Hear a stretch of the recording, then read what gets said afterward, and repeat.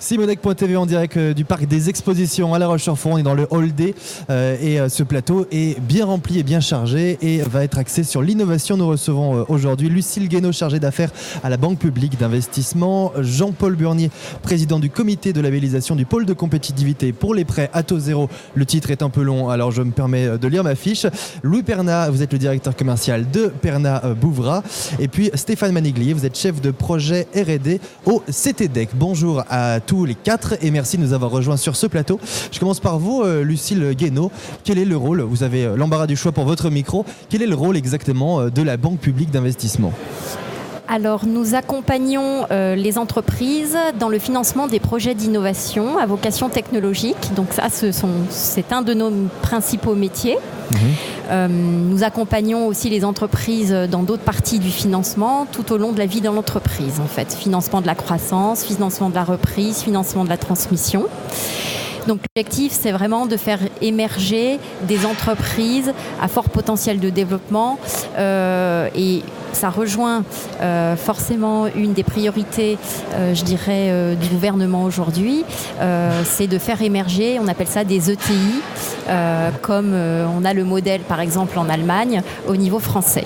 Vous dites les faire émerger, c'est-à-dire que votre rôle est aussi de les chercher, de les contacter, de les booster de votre côté, ou vous attendez qu'ils viennent vers vous ? Non, nous avons une démarche très proactive. En fait, on est énormément dans les entreprises et on les accompagne vraiment sur le long terme, à la fois en financement mais aussi en conseil.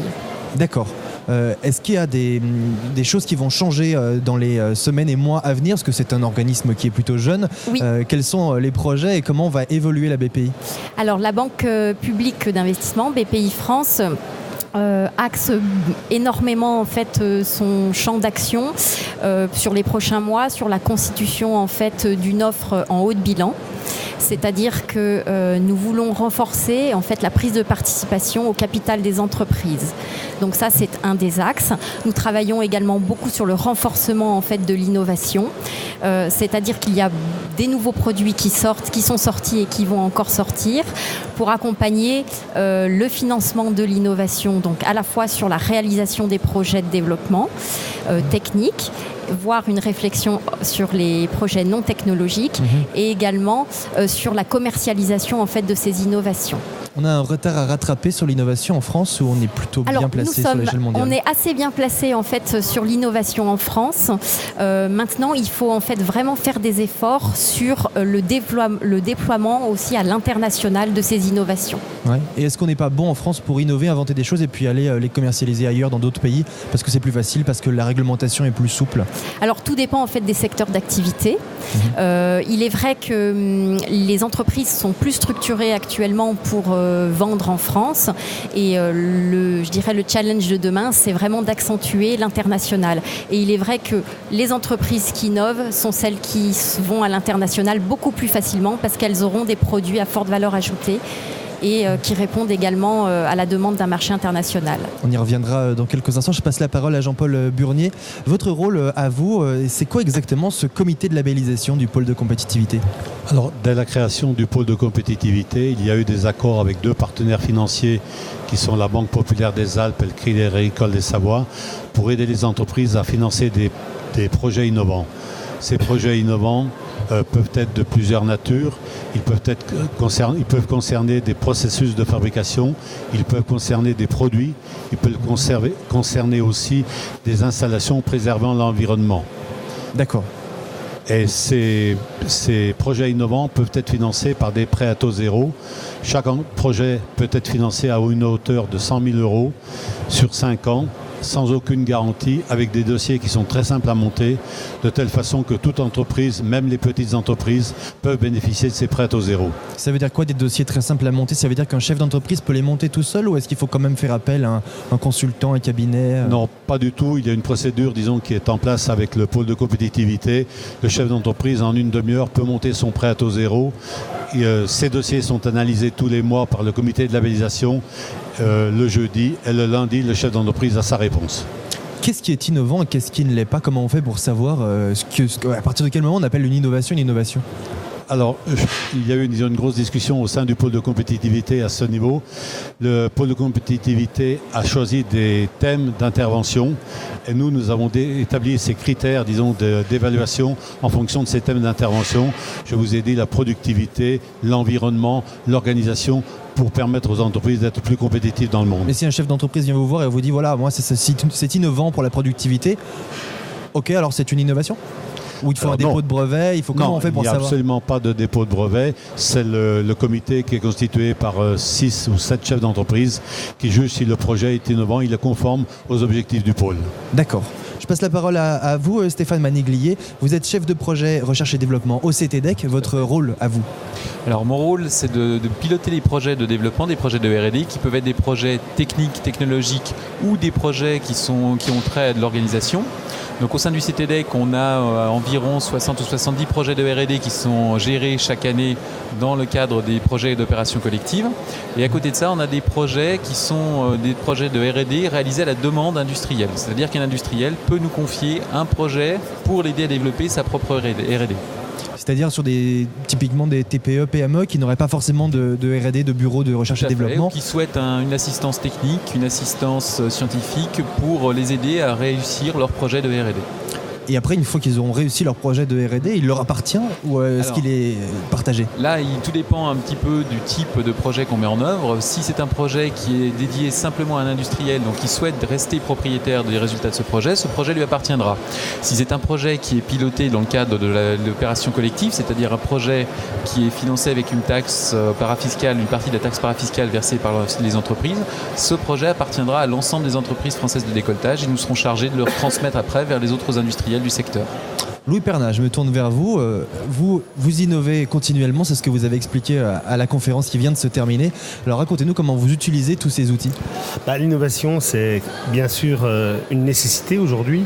Si on veut rester compétitif, si on veut rester dans le marché, on n'innove pas pour innover, on innove pour être présent demain. C'est ce que vous disiez, on n'innove pas par plaisir mais par nécessité, et pas seulement par nécessité de vendre quelque chose qui n'existait pas, mais aussi pour améliorer vos marges. Pour améliorer les marges, bien sûr, parce qu'aujourd'hui dans la compétition mondiale, c'est pas sur les prix qu'on va se battre, c'est sur un meilleur produit, un produit plus fonctionnel pour le client, permettre à nos clients d'être plus compétitifs pour que nos clients puissent aussi gagner des parts de marché. Et c'est comme ça qu'on va pouvoir s'en sortir dans la compétition mondiale. Donc l'innovation est aujourd'hui une nécessité si on veut être présent demain dans la compétition mondiale.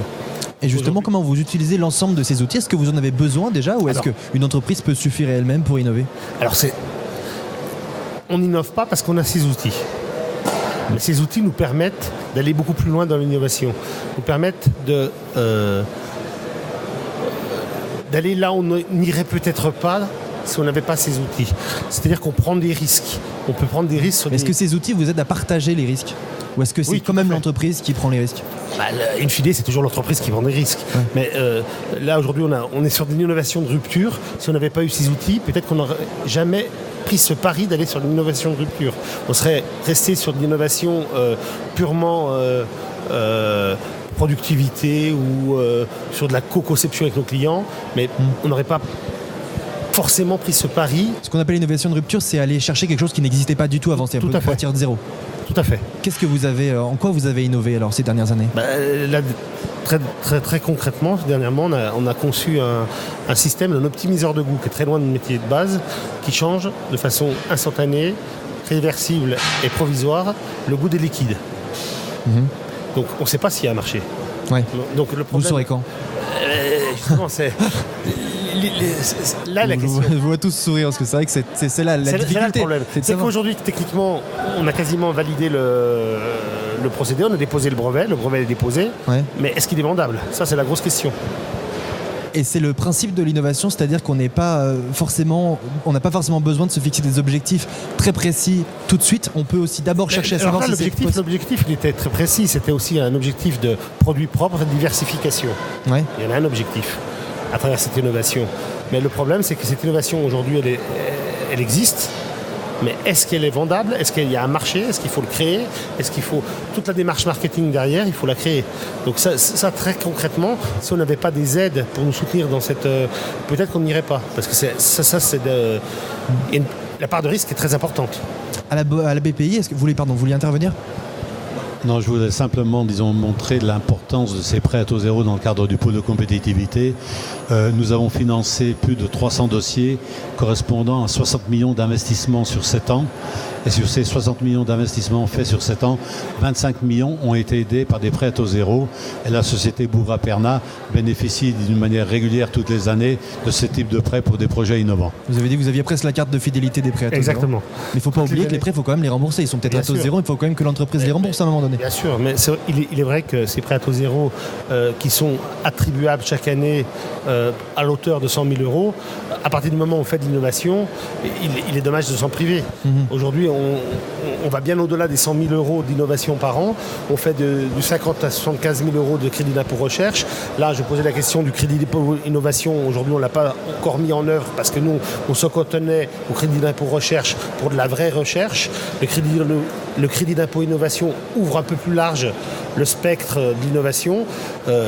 C'est des outils qui nous aident forcément à innover, qui nous aident à structurer le service R&D, qui nous aident à structurer tout ce qui est la démarche d'innovation. Parlez bien dans votre micro, qu'on vous entende bien. La démarche d'innovation, et c'est vrai que sans ces aides-là, c'est beaucoup plus difficile pour une entreprise d'innover.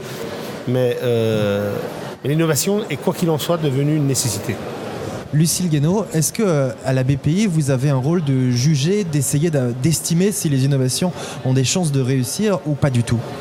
Alors oui, effectivement, nous faisons une analyse du projet dans plusieurs dimensions.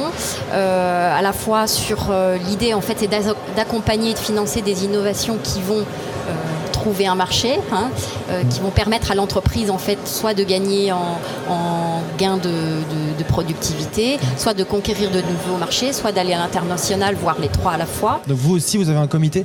Donc nous avons effectivement un comité, mais c'est vrai que nous allons agir de manière interactive avec l'entreprise, puisque en fait nous allons pousser l'entreprise un peu dans ses retranchements pour qu'elle puisse réfléchir avant de mener son projet d'innovation sur un peu toutes les facettes et les risques en fait d'un projet d'innovation. C'est une sorte de stress test des entreprises pour savoir si elles ont vraiment estimé tout ce qui pouvait leur arriver. Exactement. Donc en fait ça se construit de manière assez interactive au niveau du projet. C'est pour ça que je disais qu'il y a à la fois on finance, mais aussi on apporte une structuration en fait du projet d'innovation à l'entreprise.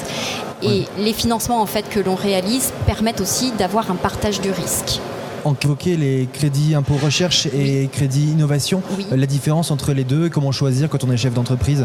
Est-ce qu'on innove, est-ce qu'on recherche ? Est-ce qu'il ne faut pas rechercher pour innover ? C'est pas évident, non ? Pour faire assez simple, le crédit d'impôt recherche est plutôt sur les phases amont en fait, de la R&D.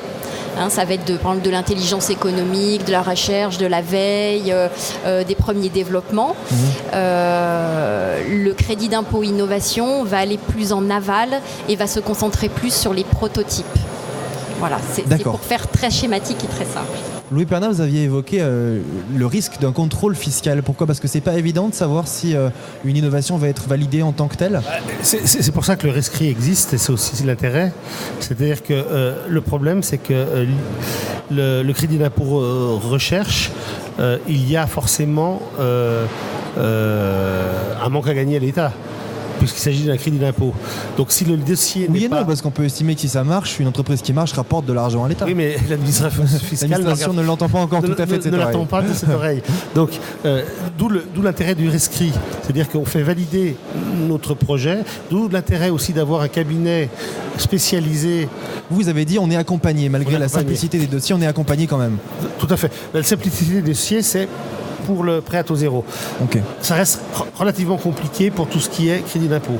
Crédit d'impôt, il y a une manière de rédiger les dossiers, il y a une manière de... Vous en convenez, Lucille Guénaud ? Oui, c'est encore compliqué aujourd'hui. Oui, parce qu'il faut vraiment apporter, je dirais, un gain par rapport à l'état de l'art de la technique et montrer qu'on a un avancement de l'état de l'art de la technique qui est actuel dans le domaine d'activité. Une simple innovation marché ne suffit pas pour demander un crédit d'impôt recherche. Voilà. Donc, ce qui veut dire qu'il faut également prouver qu'on apporte une connaissance scientifique dans l'entreprise supplémentaire. Donc vous voyez, c'est des éléments sur lesquels les entreprises, elles qui sont dans le quotidien, les petites PME ne sont pas forcément habituées. Donc c'est pour ça que c'est intéressant de faire appel à un cabinet. on peut être persuadé d'avoir innové, mais on est de bonne foi se tromper. Parce que l'état de l'art peut nous prouver qu'on innove chez nous, mais l'état de l'art était déjà en avance sur notre innovation. Donc, d'où l'importance de se faire accompagner, d'être très, très vigilant à ce point-là. Stéphane Maniglier, au CTDEC, c'est votre rôle aussi d'analyser, de dire à des entreprises, non, ça finalement, on l'a déjà ailleurs, c'est pas forcément une innovation pertinente? Alors ça fait partie un petit peu de notre rôle de guider les entreprises vers les innovations, dans le sens ma question c'est, est-ce que vous pouvez vous substituer à un cabinet conseil ou pas du tout? Alors non, on ne va pas faire le montage du dossier à taux zéro pour le cabinet, pour l'entreprise. C'est un travail comptable, c'est un travail fiscal. Donc là, les experts comptables ou les sociétés spécialisées sont plus à même de travailler dans ce domaine. Nous, ce qu'on peut réaliser par contre, c'est de l'état de l'art, de la veille technologique, comme le disait Lucille, pour guider les entreprises sur ce domaine d'état de l'art. On peut les aider à constituer le dossier de présentation de leur innovation en fonction de l'état de l'art connu qu'on aura présenté. Dans le crédit impôt recherche, il y a également des activités très importantes à prendre en compte qui sont des activités liées à la propriété industrielle et à la défense des innovations. Ça peut être aussi notre rôle que de guider les entreprises vers la prise en compte de ces nécessités de protection industrielle. Au-delà de ça, lorsque le CTDEC réalise, vous parliez tout à l'heure d'une prestation de R&D pour une entreprise, cette prestation de R&D est imputable pour le double du montant réel facturé sur le crédit impôt recherche, parce que les centres techniques industriels ont un statut qui permet aux entreprises de bénéficier d'un doublement du montant du crédit d'impôt recherche sur les prestations réalisées. Au CTDEC, comment est-ce que vous voyez l'arrivée de la BPI? Est-ce que c'est une bonne chose? Est-ce qu'il y a encore beaucoup de travail? Comment est-ce que vous collaborez ensemble? J'ai de la chance de tous vous avoir sur ce plateau, j'en profite pour poser les bonnes questions. Alors en fait, la BPI, nous on le connaissait déjà de manière très concrète sous le terme d'OSEO, il y a quelques années. C'est la même chose ou c'est mieux? C'est une évolution, en mieux, mais c'est une évolution. Et en fait, on a toujours été partenaires d'OSEO et de BPI maintenant. On transmet les informations, on transmet les coordonnées de Madame Guénaud, notamment aux entreprises qui souhaitent disposer d'aide fiscale ou d'aide au développement. Et puis de temps en temps, on communique sur des dossiers, on échange un petit peu sur des avis techniques, technologiques. Au pôle de compétitivité, vous en faites la même analyse, Jean-Paul Burnier. Est-ce qu'aujourd'hui, le gouvernement a pris la dimension de l'importance de cette innovation à apporter à nos entreprises, aussi de la complexité parfois des dossiers à remplir? Est-ce que les choses vont dans le bon sens ou est-ce qu'il y a encore beaucoup de travail à faire pour que ce soit acceptable? Alors, je pense qu'il faut être très prudent sur ce type de réponse. Je pense qu'actuellement, il faut vraiment, que les entreprises puissent se développer avec le minimum de contraintes extérieures. Moi, je suis persuadé que tous ces dossiers, toutes ces aides, c'est très bien. Mais la première chose à faire, c'est d'améliorer la compétitivité des entreprises par une baisse d'un certain nombre de charges pour avoir, sur le marché mondial, une compétitivité réelle. Oui, parce qu'une fois qu'on a innové, il faut bien pouvoir mettre en application ces innovations. Si aujourd'hui on n'a pas ces moyens, cette compétitivité par des coûts, de production, on ne pourra jamais se placer au niveau mondial. Je voudrais simplement rajouter les liaisons qu'il peut y avoir au niveau de la recherche et du développement qui est faite au CTDEC. Souvent, les entreprises mettent en application dans leurs propres entreprises des projets qui ont été développés d'une manière collaborative au niveau du CTDEC. Et nous sommes là avec les prêts à taux zéro pour financer ces nouveaux investissements qui leur permettront d'améliorer leur compétitivité. D'une manière collaborative, c'est-à-dire qu'ils peuvent prendre des idées ailleurs, c'est un peu ça le message? Le CTDEC, qui a développé un certain nombre d'idées, un certain nombre de travaux sur des nouveaux projets, les met à disposition des entreprises. Et les entreprises font elles-mêmes le choix de partir sur tel investissement ou tel autre investissement. Et nous les aidons à financer ces investissements. C'est un peu l'équivalent en informatique, on appelle ça l'open source, le monde du libre, c'est-à-dire qu'on met en place des choses en commun, et puis après tout le monde peut aller chercher ce qu'il a besoin, c'est la comparaison? Non, ces développements, ils sont réservés quand même pour les entreprises qui sont adhérentes au CTDEC. D'accord. Est-ce qu'en France, on est là, vous pouvez répondre, chacun peut répondre, est-ce qu'en France, on est bien positionné en innovation et un peu moins dans la gestion courante des entreprises? C'est un peu ce que vous disiez. Louis Perna, peut-être vous pouvez répondre à ça. Est-ce qu'en termes d'innovation, on est plutôt compétitif en France, on est un bon territoire pour innover, mais après, pour commercialiser ces innovations et pour faire vivre une entreprise tous les jours, c'est un peu plus dur que nos voisins? C'est pas une question simple. Je pense qu'il y a quand même une créativité certaine en France qui ne se traduisent pas forcément par de l'innovation. C'est-à-dire? Parce que la France est créative. C'est-à-dire qu'on gage des talents? Je pense. Ouais. Je pense. Je ne sais pas si mes collègues partagent Allez-y. Alors, je peux apporter. Bon, je suis président du comité d'habilitation, mais à côté de ça, je suis quand même chef d'entreprise. Et j'ai la chance d'avoir des filiales aux États-Unis et en Chine. Et si on compare la créativité des entreprises françaises par rapport aux chinoises, aux entreprises américaines dans notre domaine, on n'a absolument rien à envier. Le seul problème, c'est qu'il faut qu'on arrête de nous mettre les bâtons dans les roues. Mais justement, est-ce que c'est pas une conséquence parce qu'on nous met les bâtons dans les roues, alors on est contraint à créer, à toujours innover finalement si c'était plus simple, je vous vois sourire, mais c'est un peu ça, non? Oui. On n'a pas d'autre choix. Oui, mais enfin, bâton dans les roues, on est amené à créer une nouvelle fois, une deuxième fois, une troisième fois. Au bout d'un moment, on use le soleil. Ouais, ou on va créer ailleurs. On va créer ailleurs, tout à fait. Aujourd'hui, quand je vois avec quelle facilité on peut créer des développements en Chine, aux États-Unis, la France a vraiment, disons, beaucoup de choses à changer. Louis Perna, vous parliez pendant votre conférence de cette culture d'entreprise, de l'innovation, comment on inculque à une équipe l'idée que chaque maillon de la chaîne, du plus petit au plus grand, peut apporter sa contribution à la compétitivité d'une entreprise. J'ai envie de dire c'est dans les gènes. C'est dans les gènes du chef d'entreprise ou de l'entreprise? Les deux. Ouais. C'est dans les deux, c'est les gènes des deux. C'est une culture d'entreprise on a hérité cette culture d'une histoire, aujourd'hui.